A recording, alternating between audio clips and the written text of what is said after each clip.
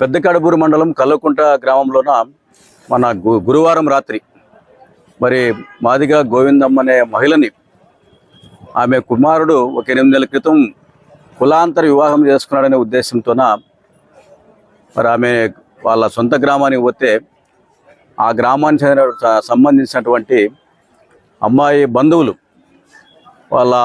సంబంధించిన వాళ్ళంతా కూడా విచక్షణారహితంగా మూర్ఖత్వంగా చాలా దుర్మార్గంగా మరి వాళ్ళ ఇంటి నుండి ఈడ్చుకొని వచ్చి మరి ఆ గ్రామం ఇప్పుడు వీధుల గుండా ఊరేగింపు చేసి కరెంటు స్తంభాన్ని కట్టేసి చాలా దుర్మార్గంగా ఒక మహిళ అనేది కూడా చూడుకోకుండా దాడి చేసి కొట్టడం జరిగింది.